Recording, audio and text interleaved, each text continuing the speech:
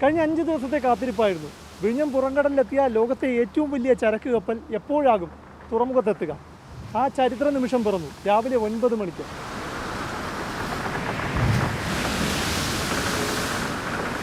വിഴിഞ്ഞം തുറമുഖത്തിലൂടെ രാജ്യത്തിന് അഭിമാന നിമിഷം. കണ്ടെയ്നർ വഹിക്കാനുള്ള ശേഷിയുടെ അടിസ്ഥാനത്തിൽ നിലവിൽ ലോകത്തുള്ളതിൽ വെച്ച് ഏറ്റവും വലിയ ചരക്ക് കപ്പലായ MSC ഐറീന വിഴിഞ്ഞത്ത് ബർത്ത് ചെയ്തു. ഒരു ദക്ഷിണേന്ത്യൻ തുറമുഖത്ത് ഈ കപ്പൽ എത്തുന്നതും ഇതാദ്യം. നിശ്ചയിച്ചിരുന്ന രാവിലെ 8 മണിക്ക് തന്നെ ഐറീന തുറമുഖത്തിലേക്ക് പ്രവേശിക്കുന്ന പുലിമുട്ടിനരികിലെത്തി. ഒരു പ്രയോഗം കടമെടുക്കുകയാണ്. അങ്ങനെ നമ്മുടെ വിഴിഞ്ഞം തുറമുഖവും രാജ്യവും അതും നേടിയിരിക്കുകയാണ്. ലോകത്തെ ഏറ്റവും വലിയ ചരക്ക് കപ്പലായ MSC ഐറീന വിഴിഞ്ഞം തുറമുഖത്തേക്ക് അടുക്കുന്നു. ടഗ് ബോട്ടുകളുടെ കടിഞ്ഞാൺ നിയന്ത്രണത്തിൽ ഒരു ബോട്ട് കയറി വരുന്ന ലാഘവത്തിൽ രാജകീയമായിരുന്നു കപ്പൽ ഭീമന്റെ വരവ്. ചരിത്ര മുഹൂർത്തത്തിൽ ആദരവായി വാട്ടർ സല്യൂട്ട്.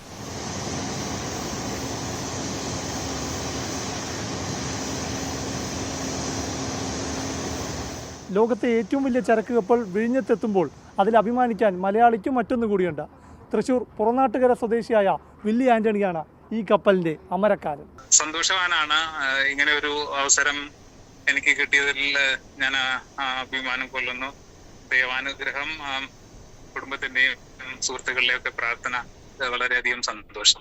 4 ഫുട്ബോൾ ഗ്രൗണ്ടുകളുടെ വലിപ്പമുണ്ട് MSC ഐറീനയ്ക്ക്. 399.9 മീറ്റർ നീളവും, അതായത് 1/2 കിലോമീറ്ററിന് 100 മീറ്റർ മാത്രം കുറവ്. 61.3 മീറ്റർ വീതിയും. 20 അടിയുള്ള 24,346 കണ്ടെയ്നറുകൾ വഹിക്കാൻ ശേഷിയുള്ള MSC ഐറീനയിലുള്ളത് 16,000 കണ്ടെയ്നറുകളാണ്. സിംഗപ്പൂരിൽ നിന്ന് യാത്ര തിരിച്ച് ചൈനയും കൊറിയയും കടന്ന് തിരിച്ച് സിംഗപ്പൂർ വഴിയാണ് ക്യാപ്റ്റൻ വില്ലി ആന്റണി നാട്ടിലേക്ക് എത്തിയത്.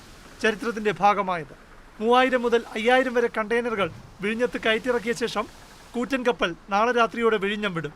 അതുവരെ വിഴിഞ്ഞം തുറമുഖം കാണാൻ കഴിയുന്ന നമ്മുടെ തീരങ്ങളിൽ നിന്നാൽ ഈ കപ്പൽ ഭീമനെ കാണാനാകും.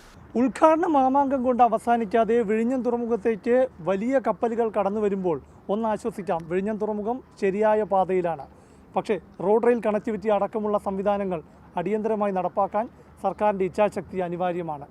ക്യാമറമാൻ രതീഷ് വെൺപകലിനൊപ്പം പ്രശാന്ത് കൃഷ്ണ, മാതൃഭൂമി ന്യൂസ്, തിരുവനന്തപുരം.